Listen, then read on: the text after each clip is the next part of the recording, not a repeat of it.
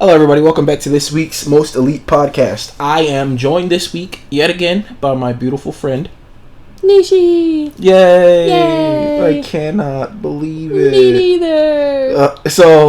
Little point of reference for the listeners. It's like 4 a.m. It's 3:21. So, I'm tired. Yeah, me too. Yeah, you too. Sorry to bother you this late for an episode, but this week was Metroidvania week on the channel, and a very good Metroidvania just came out. One you watched me beat.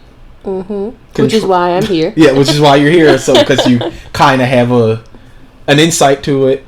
Well, you guys can't see it, but we have a video up of it. We're just watching some. Oh God, we're just watching some footage. Sorry about that. That was my computer just updated. Oh no, behind the veil, the curtains lifted. Oh shit.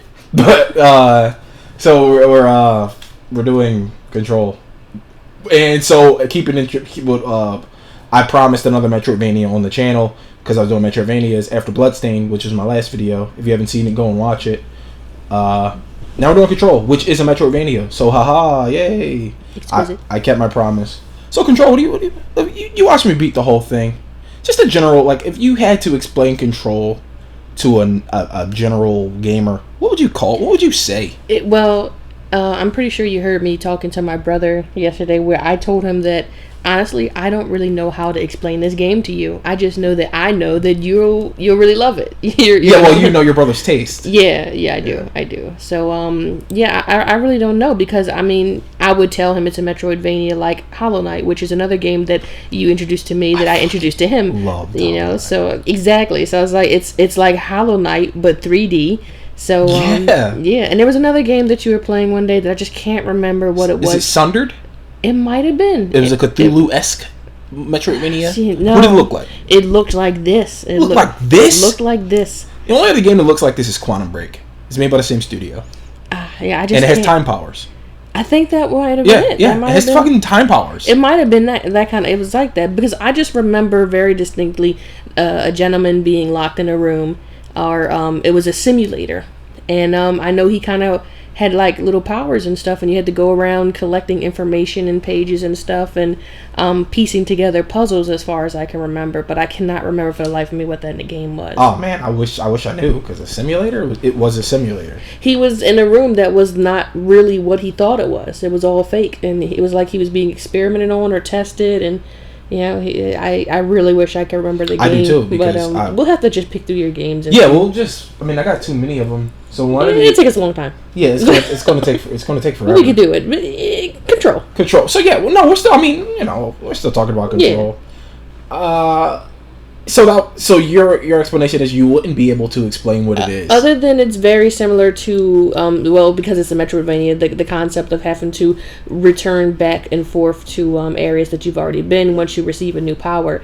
Or some new information, then you go back to the beginning of the game, and then you unlock more stuff, and then so forth, back and forth. Yeah, so it's a Metroidvania. But it's great. But it's great because it's fully fleshed out 3D world. My last episode, yet again, another plug here, I talk about Metroidvanias and what they are, and almost always Metroidvanias are 2D landscapes, like Castlevania Symphony of the Night, which is the most famous one, which popularized Metroidvanias, or Hollow Knight now, or Bloodstained, which is fantastic. And it kind of starts to push towards the 3D world. Bloodstained is just pushed toward the 3D, and it's like 2.5D they call it. And then this week we got Control, which is a complete full 3D game, but it's absolutely a Metroidvania. You start the game, and there's like a door right early on. It's level 1 clearance. You don't have clearance, so like in any traditional Metroidvania, you gotta find clearance that you'll find somewhere in the game, and then remember where these level 1 doors are, and go back and unlock them once you get clearance. Behind them is not anything important. Normally there's mods which you can either place on your guns, which I think there are 6 of, I can't remember, or personal mods, which you place on your character. Now, you start the game with each, you get a mod slot for each.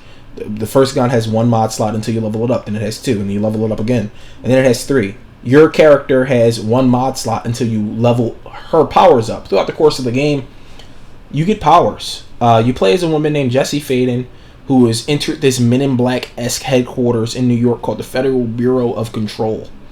Oh, by the way, I'm not going to spoil it. It just came out. So I'll just speak in very vague terms. Jesse Faden, Federal Bureau of Control.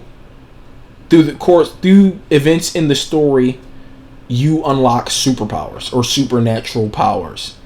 One of which being telekinesis. You get it pretty early on. You can grab items, anything you can think of. If you level that power up, this is a big level up tree. By the time you get to the bottom of the tree, your telekinesis is like lift heavy objects. So you can pick up like tractor trailers and shit like that and one shot enemies if you've leveled up your launch. It's called launch, but it's telekinesis. Yeah. You've seen it. Yeah. Yeah. I like it a lot. It's super cool. I was just thinking of maybe another old school video game that was kind of like Metroidvania style, and it was Banjo 2. You're thinking of Banjo. Banjo 2 is absolutely a Metroidvania. Yeah, I found it the hard way. Yeah, because you were so used to Banjo. We have to do an episode on Banjo. We gotta do an episode on Banjo. I got my Xbox in the other room. Let's do it. Yeah, so you love Banjo 1, and you could like beat it with your eyes closed.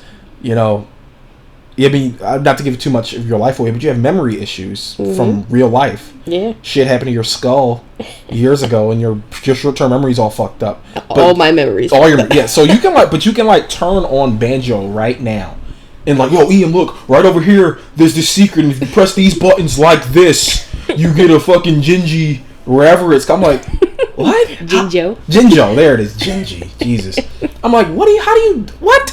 And the same thing, we turn on Spyro 1, he's like, yo, if you press these 3 buttons in this order, this door opens. I'm like, Spyro 1? Yeah. You remember Spyro 1? Those are my games. Yeah. Which I'm pretty sure, I think Spyro 1, I've completely collected all the trophies. I think you have all the trophies in Spyro 1. Yeah. Well, you have everything for Control. I watched you collect every goddamn thing. Yeah, I collect, so as I said before in my previous podcast, I hate to keep bringing it up, but I did mention it.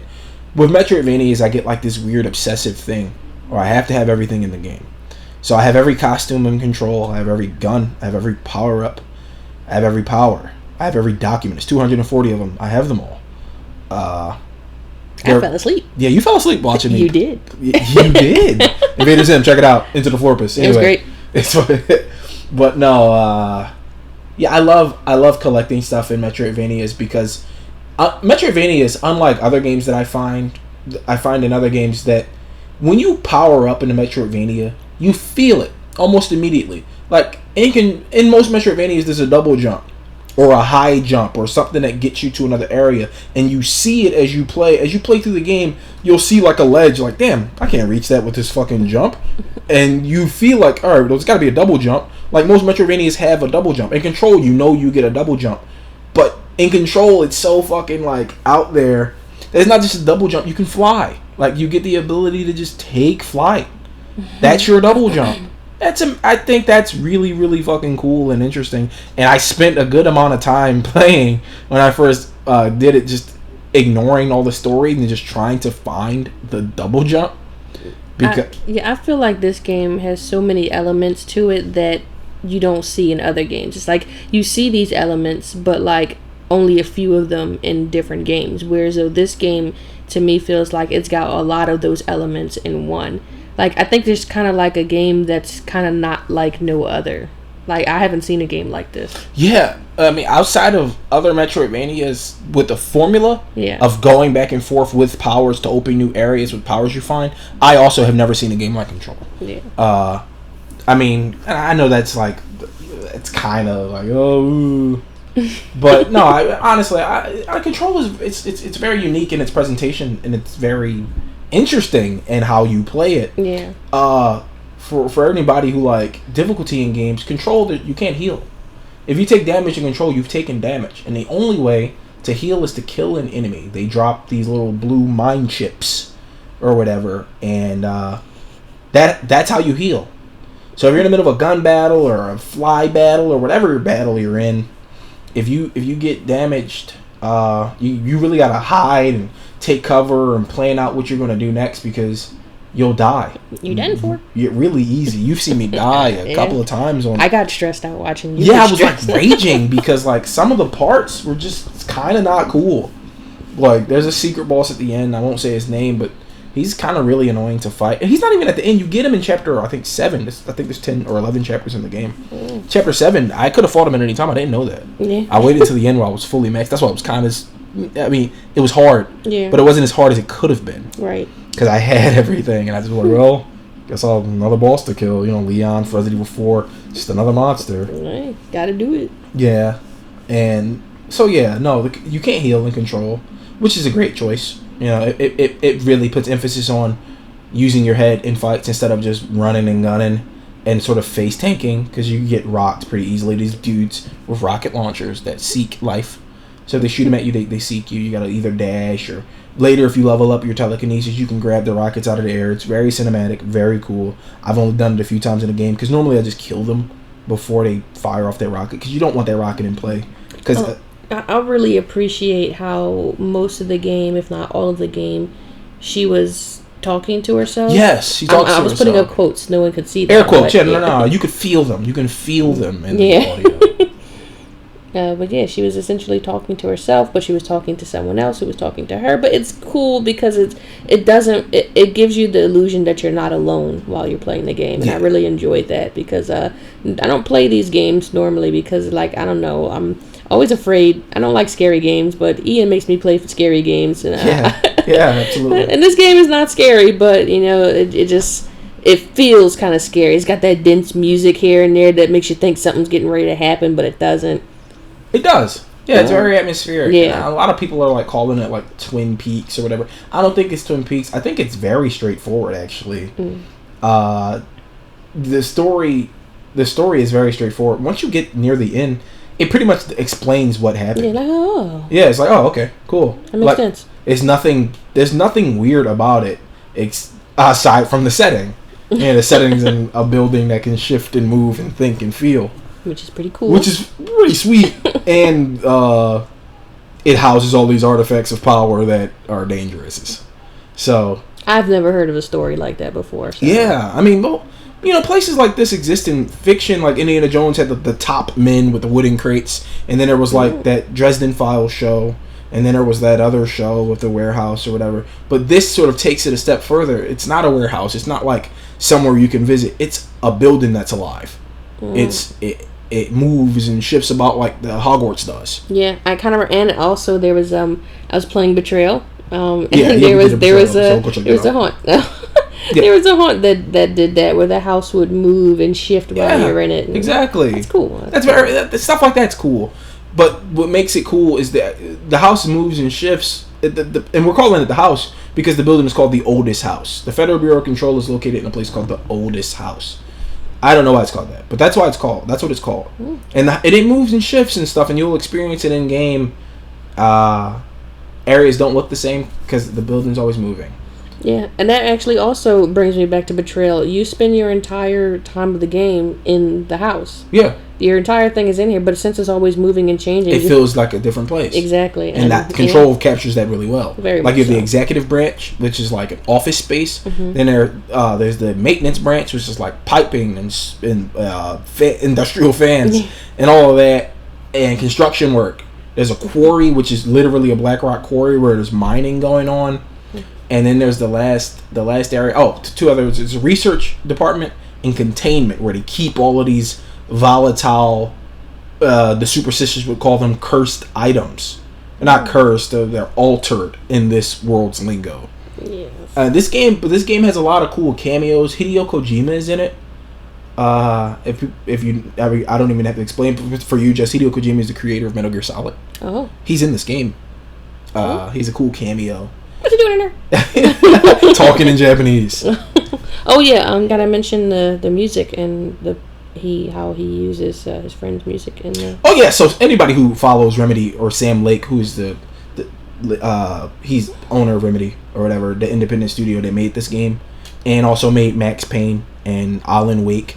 The cool thing about Sam Lake, what I super respect, he's very good friends with these dudes, a band, and they did the theme music for Max Payne 2, and from then on they've been in all of his games.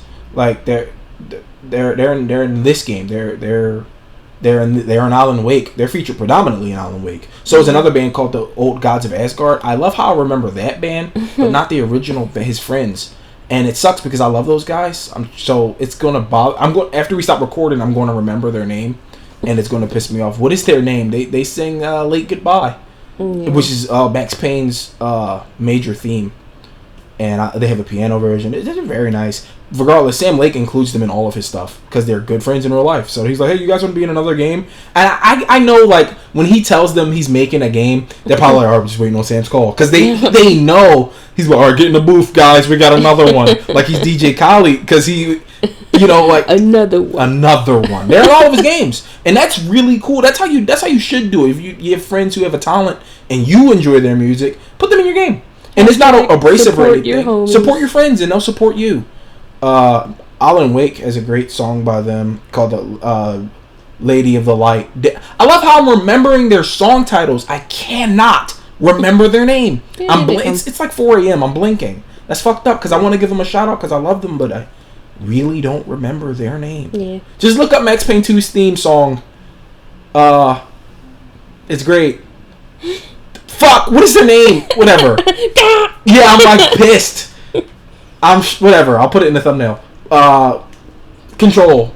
It's a lot of cool shit, like a furnace that's alive that talks and it like eats people, and plant monsters in the basement, like some Goosebumps shits. They're out of the basement. Don't go in the basement. It's the name of the Goosebumps episode, and there's plant monsters down there, and there's a basement area in Control. What the fuck? I'm a flipping plant monster. When you said a furnace that talks, I immediately thought of Howl's Moving Castle. Howl's Moving Castle. And when you said the plant, I was thinking of Little Shop of Horrors. Little Shop of Horrors, yeah. Feed me. Yeah. It's very Rudy too, the plant monster. Yeah. And it will take you out. Oh. Much like Rudy too. Yeah, I remember you showing me. Yeah, you remember plant monster? Yeah, I was like, oh, it's kind of cute. Yeah, but it's monstrous. But yeah, I mean, I think we said what we can about. We haven't said what we can about Control. There's a lot. There's too much to say about Control. I think the most annoying part for me was watching you do the radio thing. The radio thing? I'm not gonna say too much. Oh, the ocean, the motel. Yeah. So in Control, without giving away too many spoilers, as I said, this building you're in is called the Oldest House. It's a dimensional pathway to places on Earth. It's a dimensional pathway to different dimensions. There is one other place that is also alive called the Ocean View Hotel, and the Oldest House is linked to it. There are points in the game, a few, where you have to go to the Ocean View Hotel and solve puzzles. There's no combat in the Ocean View Hotel. It's just puzzle solving. There are no clues as to how to solve these puzzles, and there's one puzzle in particular that I was stuck on for quite some time. I won't give it away. Just know that there's an annoying Ocean View puzzle near the end of the game that I solved all the other ones no problem. This one puzzle really got my goat, really grinded my gears. Because you saw me, I was like, what the hell is going on? Yeah, I was like, ah! Yeah, I was freaking out, and I was like, man, what? It's the radio one, yeah, right? it's the radio puzzle. God, I didn't know what to do, and I was like, I'm taking it. I was like, this is like the most simple puzzle, and I solved it. And I was like, oh wow, I'm an idiot. But yeah. He did. Yeah. So I love Control, and I knew I would. I think I mentioned that I was going to play it on the channel before, and keep it in line with my last video. This is a Metroidvania, so if you want a Metroidvania where you get telekinesis and can fly and can capture the minds of your enemies and make them fight for you and all this other cool stuff, I don't remember her other power. Oh, she can pull project items out of the ground or from the walls to create a defensive shell around herself. It blocks all damage. It's great. Yeah, check out Control. I loved it. What did you think? Would you play it? I would definitely play this game. I've already recommended it to 2 people, and you just finished playing this game. I did. If you want to borrow it, I have the disc. So he did. The is the best. But yeah, it's like 4 a.m., but I just had to turn on my computer, and it was updating, and I was like, scratching my head. I was mad. But look, Control. Go and play it. It did just come out, so if you don't really got it like that, wait till it's used. Pick it up. It's a new buy for me because I support everything Sam Lake does. I think the man's a genius. I love Max Payne. I love Alan Wake. I love Quantum Break. I love Control. So for me, he's never missed. He's a straight shooter all the way. He's never missed. So if you like Sam Lake and his work, There's tons of references to Alan Wake in this game. If you're a fan of Max Payne, this isn't really a spoiler as it's on the wiki or whatever. If you're a fan of Max Payne, James McCaffrey, the voice of Max Payne, is in this game. And he's a very predominant portion of the game. So definitely give it if you like hearing him speak, which I do. I love his voice. Max Payne has a great voice. And just like with Max, with his like dark poetry from his games, James McCaffrey's character, tons of like dark, very Shakespearean monologues all peppered throughout the game. It's great stuff. So yeah, Control. Please go and pick it up. Any closing statements for you, Niishie? No, not really. Only that I really hope you guys watch and enjoy this. Also, pick up this game and play it. Shout out to Most Elite Gaming. Of course, I put that Most Elite Gaming in my what is it called? Tags. I don't know what it's called. I put them in my thing every time because I love those guys. They stream every day. So one of these days I'll get on the stream and be on the green screen like, hey, I'm on the green screen. But yeah. All right, guys. Thanks for stopping in this week. We still have more Metroidvanias coming up. Don't go anywhere. November, even though I'm going to leave the Metroidvania section for a while after this, I'm going to do Sunder. I haven't forgotten. I'm going to do Sunder. But the Metroidvanias are gone until November, where we have a very special one, Star Wars Jedi Fallen Order. That is a Metroidvania where you are a Jedi. I don't even need any... The game can suck. I'm sold already right now. A Metroidvania and a lightsaber and the Force? Come on, brother. Alec Guinness, he hated Star Wars, but I feel like even he would applaud like what they're doing with that. So, yeah. Oh, thanks, guys. Thanks for stopping in. Bye. Bye-bye.